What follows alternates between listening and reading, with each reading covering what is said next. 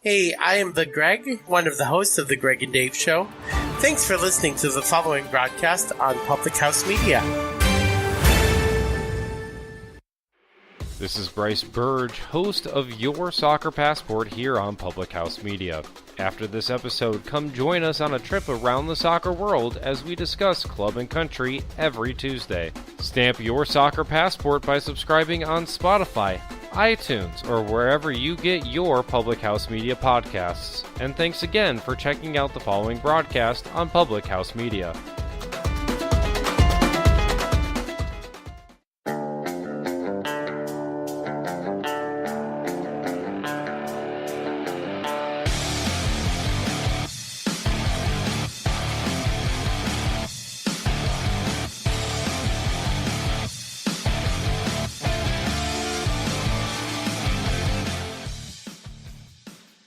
Hey everyone, welcome to Beauties and Headcanons, where we're nerdy, and you probably are too.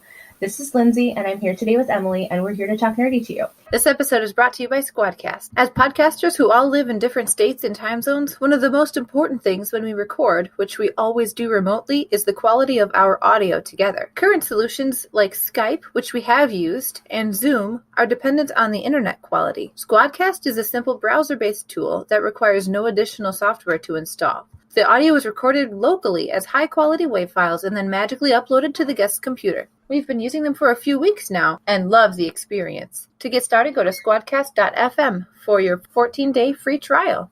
So all of our kids are going back to school. My daughter went back today, this week, and the coolest thing happened where we thought we would talk to you about our different fandoms and how we think back to school is kind of handled in each of those groups. So I've got a couple that I wanted to talk about, and so does Emily. And we're just going to kind of discuss what we think school is like for those kids in their different age groups and what happens when you end up going to school there. Yeah. So the first fandom I'm going to talk about, I feel like I always start with this fandom, first of all. I'm going to start off with Harry Potter. I don't know what it is. At the very beginning, didn't you start talking about Harry Potter like the first episode? Might have been one of the first or second episodes, something like that. Okay. We started off with Harry Potter pretty heavy. But I mean, that was the first episode I did with Elizabeth, was a Harry Potter episode as well. But I think of back to school because the very beginning of the series, it's back to school time to begin with, and it reminds me of school a lot because I was reading the books during school, and you go through the whole setting is at school essentially, except for the 7th book because it's just the extended camping trip. But right. Harry Potter, the Wizarding world, going back to school. I think a lot of us are very familiar with the Hogwarts scenario, where when you turn 11, you'll get the Hogwarts letter inviting you to attend Hogwarts and giving you your first year school list and everything like that. But what I'm wondering about is what about schooling before kids are 11 years old? Because that's kind of a long time to not attend school or even to not have any kind of formal education. Right. So I'm wondering, maybe do they get homeschooled by their parents? Do they go to Muggle school? And I kind of doubt that they would go to Muggle school because that would risk exposure, right? Especially in very pure-blooded wizarding families. I especially doubt the ones that are very, very proud of their pure-blood lineage.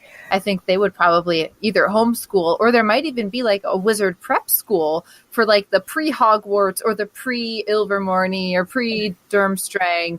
I don't know. What I think about is think the Weasley family, okay?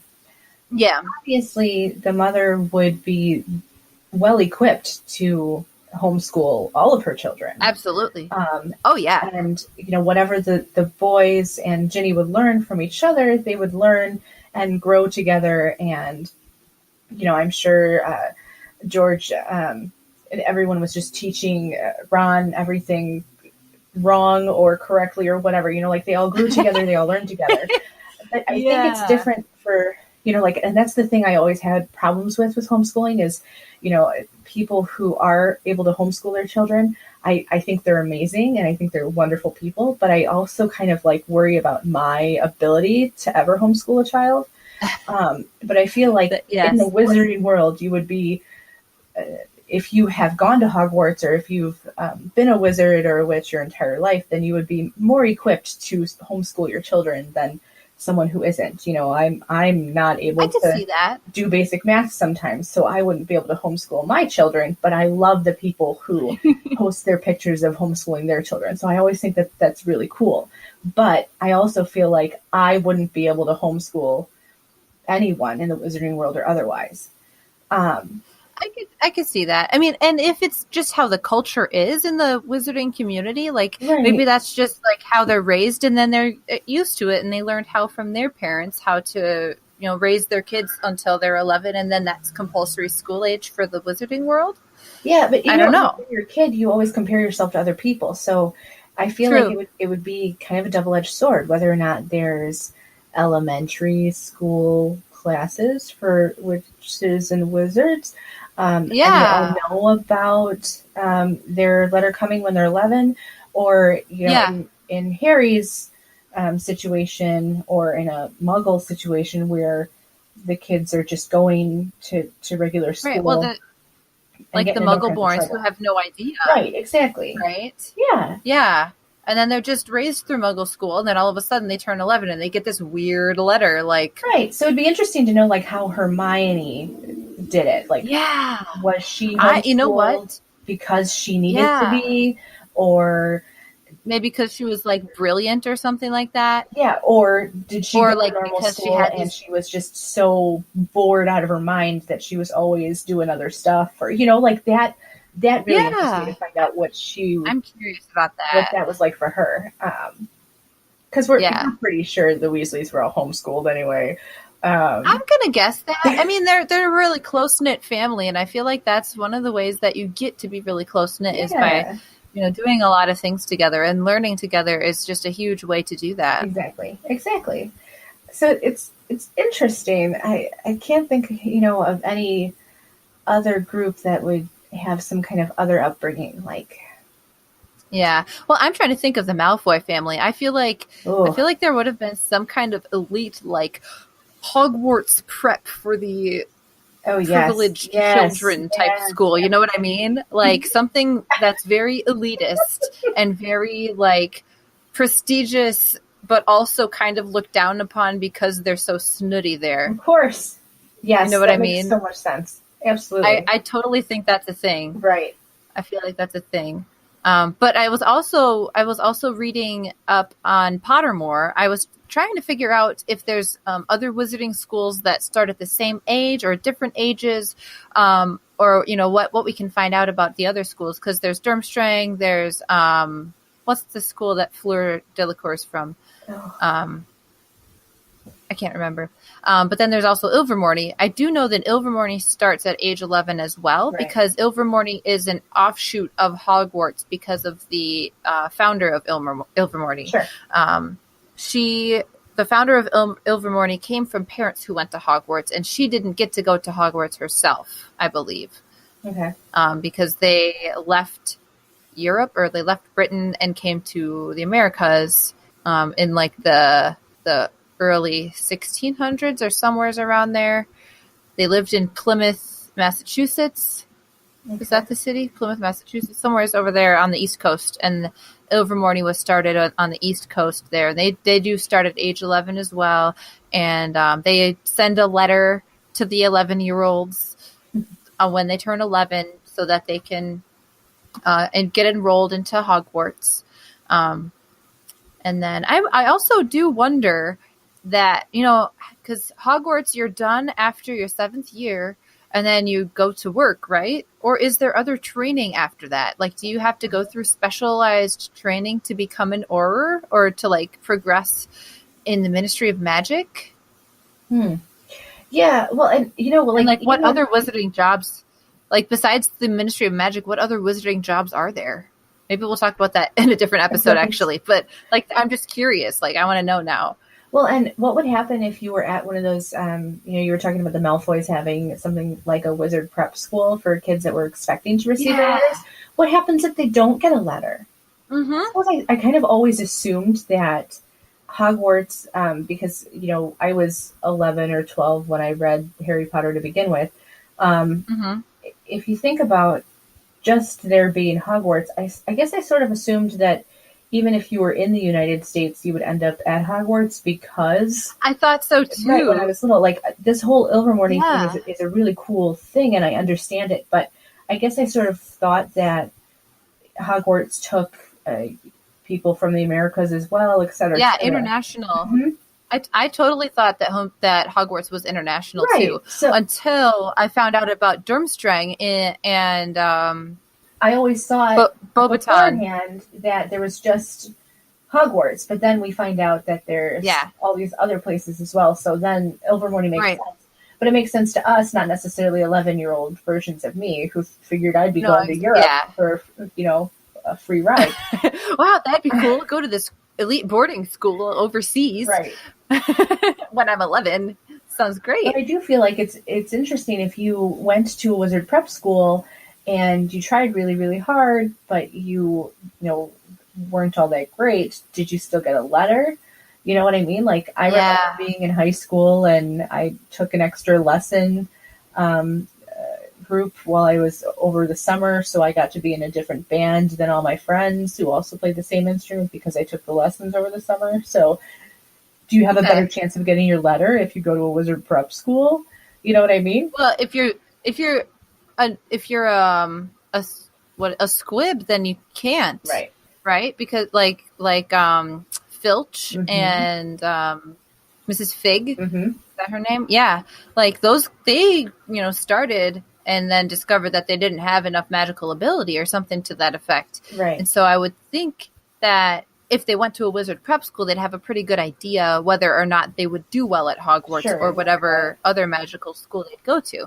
So I don't know. Admissions tests, those kinds of things. Okay. Yeah, that kind of thing. Yeah, fair enough. Yeah. I feel like it would be similar to those like fancy grade schools and high schools that are like specifically for Ivy League prep. Right. You know what I mean? Like those really elite schools that only their super rich families send their kids to, and they're like, $1 billion a year, and they wear uniforms and they have to, they're all of that stuff.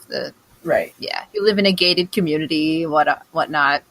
Okay, so talking about schools for gifted youngsters, let's talk about Dr. Xavier's school for a minute, because Ooh, there we go. I wanted to talk about Marvel, and we could really do an entire episode on this because there's just so much to talk about.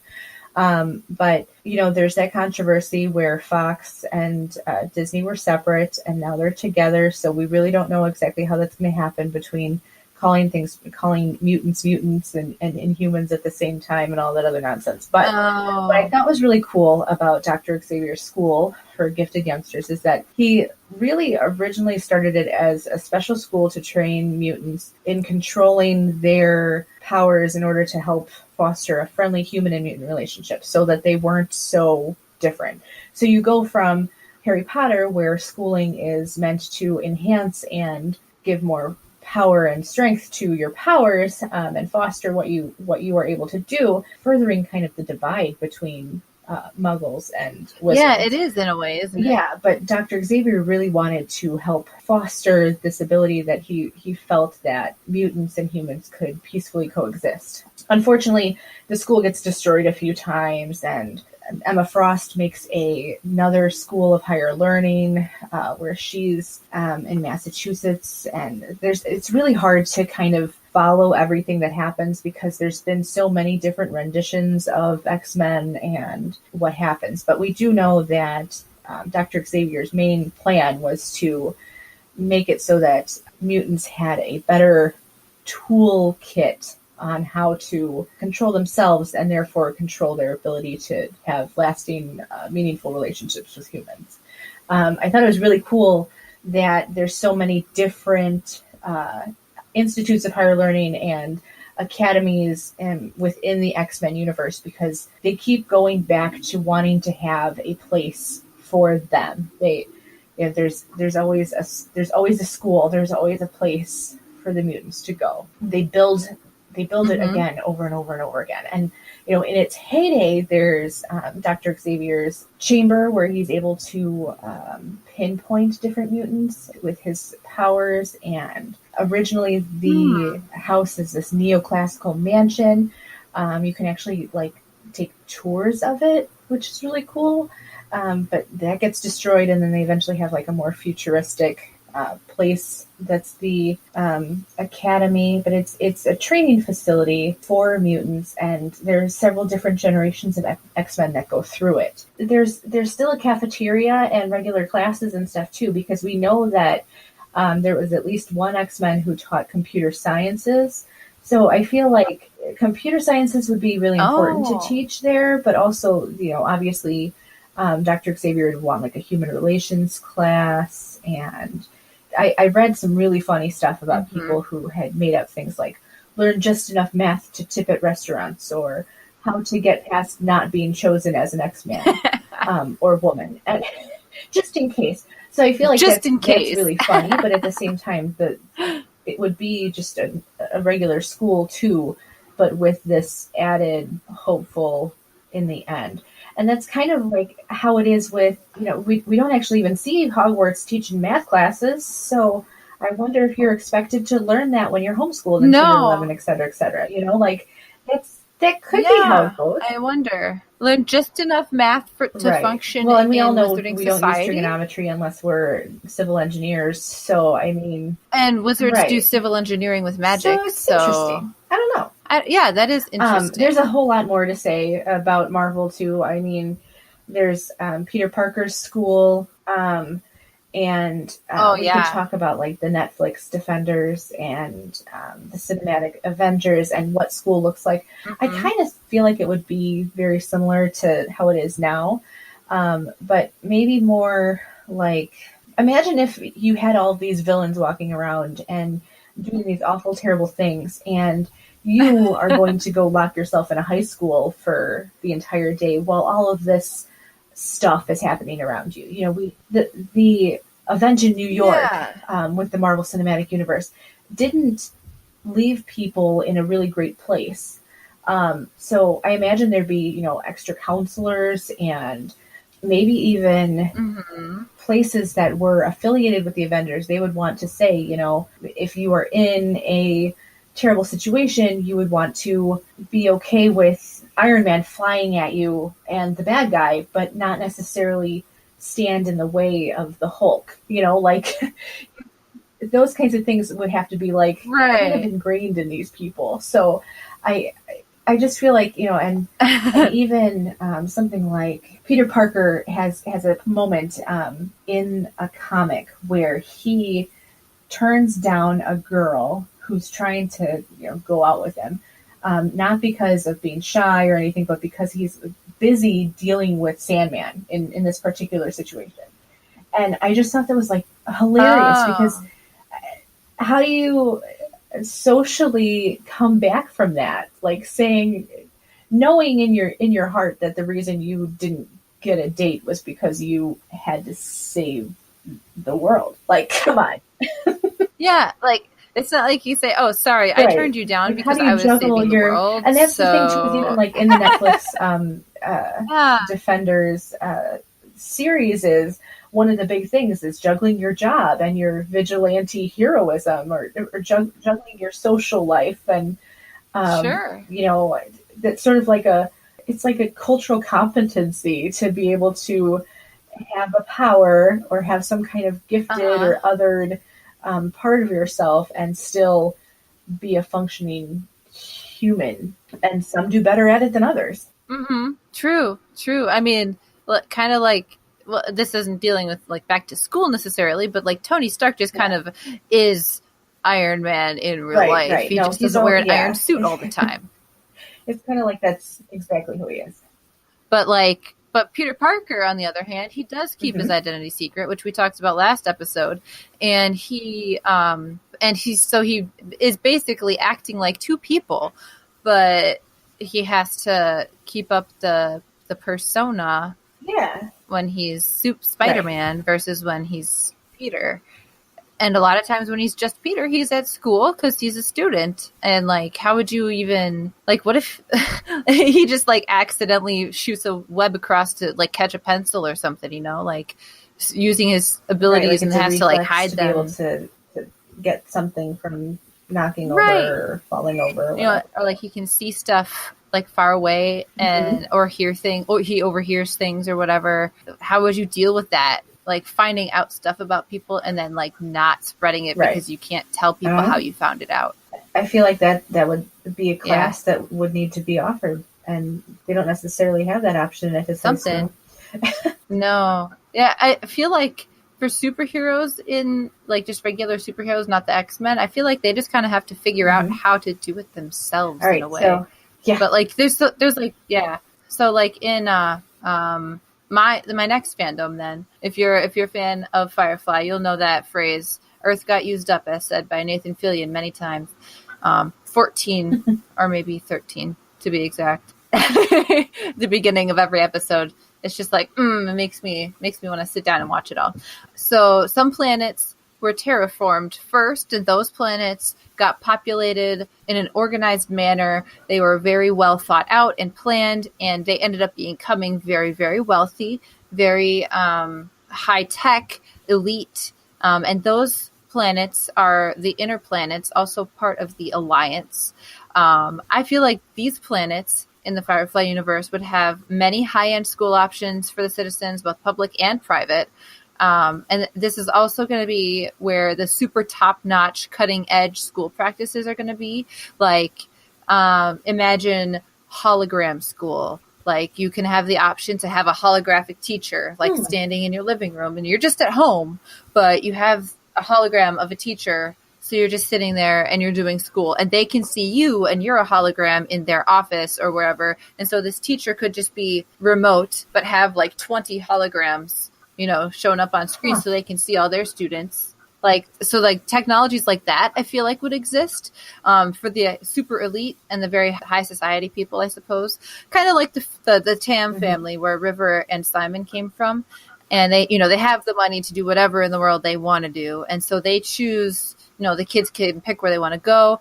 Really, the only thing we learned from Firefly about any schools at all was from the Tam family, and from Inara as well, because she went to the Companion Academy, right? Is that what it's called? The Academy, I believe.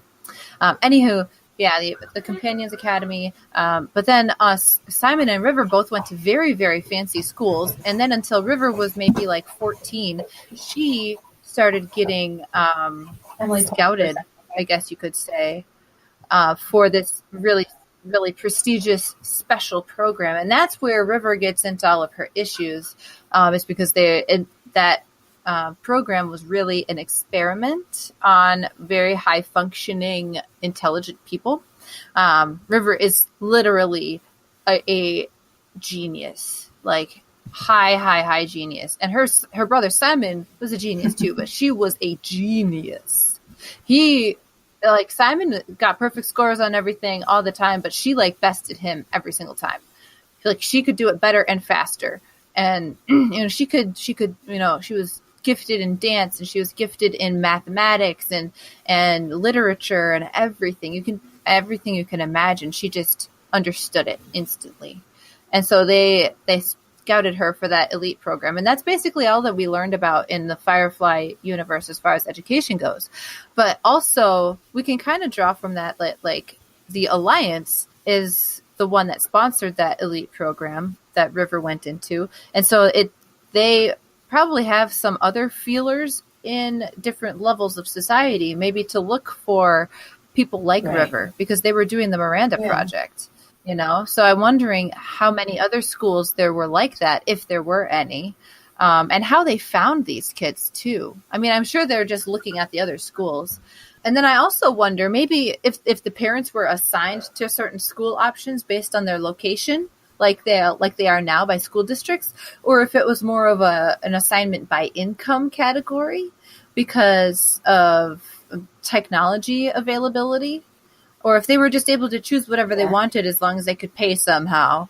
Like if they had to take out a bunch of credits, so be it. But I don't know. You know, I feel maybe, like I don't know. it would make the most sense on a planet that had been terraformed early and that was wealthier, that everybody would kind of have the same kind of wealth options, the same kind of resources. So that would make sense with location, because they'd have similar similar incomes throughout.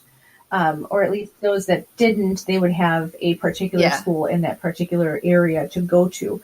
But then, there could also be like the choice program where they could go wherever they wanted as long as they could pay for it. I mean, if there's an elitist, we're saying that word a lot, but if there was a absolute school of schools, like the top of the top, the best of the best, then that would totally make sense that they would want their kids to go there. And you brought up an interesting point too with River, if they're also finding other kids like her, because they are. Of course they are. I feel like there's got to be other kids, and the way that they would find them would literally be the same way that they found her, where they were looking for those extra special abilities and the extra insight and the odd behavior as well, because she was always kind of odd. She was a bit aloof. I would say the one category of intelligence she was a little bit low on would be the social intelligence, because she wasn't very good at people. She was good at everything intellectual, but she wasn't very good at social. Which kind of makes me think that in today's society she would be labeled as some sort of high functioning autism. What is it called? High functioning Asperger's? That sounds like Asperger's sounds like an Asperger's type situation. However, like she doesn't just have one area that she excels in. She excels in every intellectual area. So that's just crazy, but like amazing. And also like in interplanetary stuff too, like, because it's so easy to travel between planets now. It's almost like traveling between planets is as hard as traveling to like a different metropolis city almost. So I feel like each planet might have one brand or one style of education, but you could go to the next planet over and see something a little bit different. Or maybe each planet had like a content area that they focus on. Like you go to Ariel for like high elite medical studies, or you go to another planet if you want to be in like be a lawyer, or you want to be a politician or something like that. Sorry. But as far as that's not so smart to have all the doctors on one planet, have all the lawyers on one planet. On one planet? Yeah, I kind of feel like that isn't smart too. But, it could be. But yeah, it's probably more like one of them has like the best school, and then there's several others that are interspersed. But still.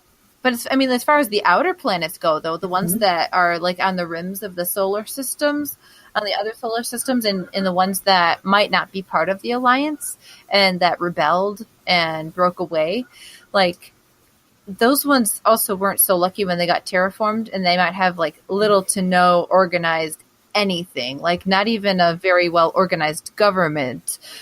So, I just think of the one in the first episode where they met, it was basically like you go to this planet and it's a big western wasteland of like I don't know, Montana. Think of Montana. Right.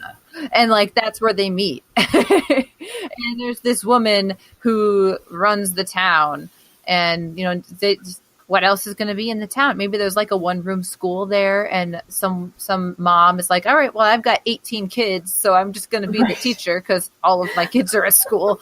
I don't know. I feel like those planets kind of regressed as far as civilization goes, and they kind of went back to like the agrarian societies.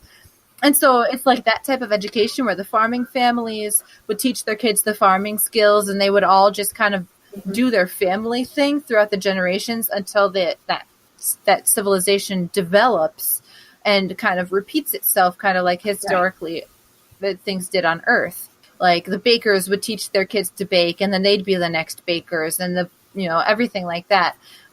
It wouldn't necessarily be like classroom teaching. It would be just hands-on learning, just part of your daily life, kind of like unschooling, if that makes sense. Like, it's not like anti-schooling where like school is a bad thing, or where like you can't go to school, but it's a school isn't a thing. It's just not there. And so they learn by doing whatever they're supposed to be doing. And that's how they learn their skills. That's how they progress through life. And I've even seen this with my daughter. She hasn't touched anything school yet. She's done like classes for swimming and ice skating, but like she's learning her letters all on her own, which is kind of cool. And like, you know, we're figuring things out together. So like I'm homeschooling right now with her, but not really following anything specific. And I feel like that's kind of, we're just, you know, we're living our daily life and doing things as we approach them. And I kind of feel like that's what a lot of the outer planets would be doing, is like, oh, we encounter a situation and need to solve a problem. Let's figure out how to solve this problem in the most efficient way. And I feel like that's kind of how their education system. That's kind of how all of us are as parents as well. Like you kind of homeschool even when you don't mean to, in a way, because No, exactly. Learning happens constantly, whether you force it on someone or not. And sometimes the learning that is unforced is the stuff that sticks a little bit better. So I'm going to real quick talk about Star Wars, because I thought this is a really cool transition, because there were actually agricultural schools or ag schools that they talk about on Tatooine, and it's kind of like a farm school where a student has both traditional schoolwork but then also like farm trade work. So they're not only running the farm or running the moisture harvest or whatever, they're also learning a little bit of traditional school as well. So I had to kind of hypothesize, like, okay, did Anakin have homeschooling, or did he get to go to school? And I kind of feel like maybe he didn't. I feel like that too, just because his mom and he were kind of slaves, right? Exactly. Or servants of some kind. So they had to work. But then, maybe things would have been different if he had been socialized in a different way and been able to.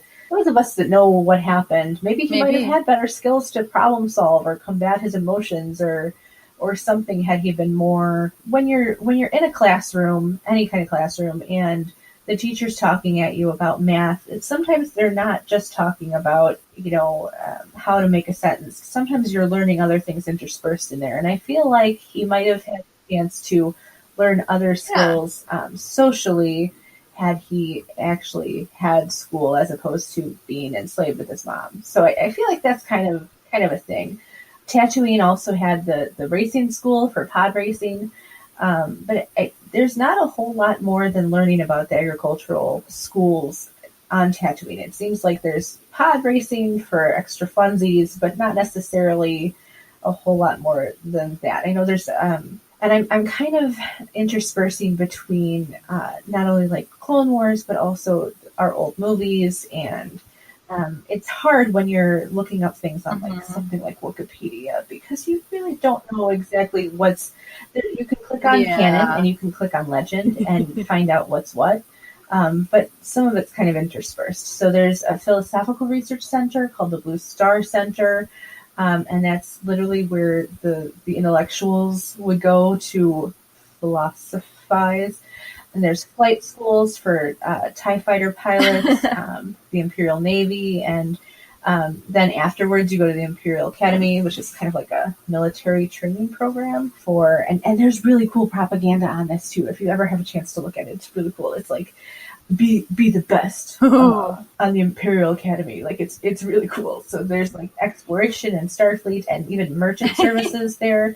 So it's like, how can you help the Empire? And how can you help the Empire? There's the rebels have the Dagobah tech, where that's like one of their best technical schools for the Rebel Alliance. So there's all these different things. It's all sort of like just whatever planet you're on, there's something. And it's kind of like, it reminds me of like colleges and tech schools. And I feel like you would have to apply to get in and cross your fingers and hope for the best, depending on your own resources, your own finances, and what you're able to do. 'Cause there's also like an outdoor survival school. And I guess that would be good for if you needed to go to a training camp where you were going to be going to different planets and have to learn how to survive in different environments. So if you were planning on being a smuggler, or like, who plans to be a smuggler except if you're on Solo? But whatever, it could work. Right.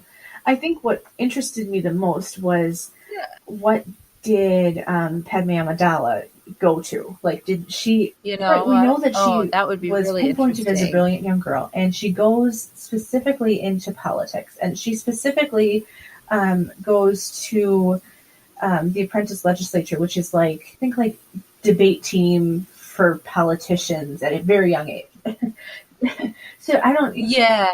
Yeah. Right, exactly. Like model UN and kind we don't of really thing. see very many like stupid young women in the galaxy far, far away. No, so I feel we like really don't. mostly it's just extremely bright young women and a lot of misguided boys who use the Force or don't. And I hold on, and I almost forgot about Jedi academies. So everybody's got a Jedi too, and there's they range in all kinds of different sizes, from just a few kids to being the ginormous one that's got the temple and that we see all the time. So the main point is that there are Jedi masters that teach the initiates, like the young guys, into learning the ways of the Force, and that is essentially the main thing. But there is like a mainstream curriculum, and they actually have the council set up so that the Jedi Masters are teaching the initiates the same thing in each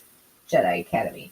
So that's pretty cool. But we do have to go back to the fact that in later movies or earlier movies, however you want to look at it, we do see some girls as Jedis, right? I mean, not talking about Rey and Finn, but yeah. No, you're talking about the prequel movies, the 3 movies or the prequels. I believe for sure there was one female on the Jedi Council. And all different races and stuff, too. And then I do know that there were others. Yeah, all different races, all different, alien, human, humanoid. I don't see any Hutts, though, right? Everything. Hut Jedi. Not that I know of. Right, but I feel like there's just not as many. Anyway, we could talk forever about women and Jedis and how we should all be Jedis anyway. Yeah. But I think it's maybe. funny, looking back on this entire episode that we've just recorded, that each of the different fandoms has very different places they were going. Like, there's a theme, which each one, where the X-Men were about trying to intersperse, and the wizarding world is about harnessing your powers as a wizard. And geez, I feel like Firefly is a lot about just survival. and so is even Firefly is a lot about survival. Especially in the outer planets. When you look at everything, it's all about whether you're in the Rebel Alliance or you're not. Yeah. Like, both of them is, whether you're in the Alliance or if you're part of the Empire, like, both of them is still about politics. And it was so funny, just to end this podcast, I was watching or rewatching Rogue One, and Jyn says something in there about how she never had the luxury of political division or something. She says, I never had the luxury of political freedom. I think she said freedom. I remember hearing something like that. I almost spat out whatever I was thinking, and I thought it was so cool that she says that, because it's so very much about what it's about, Yeah, you're either on one side or the other, really. Like, there's no in between, and if you're in between, then what are you? In Star Wars. You could say that about any of these, though, Yeah, I suppose. I mean, if anything is the most in between, it's the X-Men category, because they're trying to blend in. They're trying to coexist. Everyone else is about picking sides. Everybody else is absolutely staying separate. Yeah. And with that, thanks for getting nerdy with us today. If you would like to talk nerdy to us, please do on our Facebook page. Maybe you have a fandom that you think you have a headcanon about the back to school practices. We'd love to hear your thoughts on that. You can find Beauties and Headcanons on Facebook, Twitter, and Tumblr, and share your nerdy topic suggestions. Subscribe to this podcast and others from Public House Media on iTunes, Spreaker, Google Play, Podcasts, and now also Spotify. Super awesome. We're super pumped to now be also on Spotify and wherever else good podcasts are found. We love feedback, so if you liked this episode, or even if you didn't, please give us a rating and a review so that we keep making great episodes for you. I'm Emily. And I'm Lindsay. And thanks for getting nerdy with us today on Beauties and Headcanons.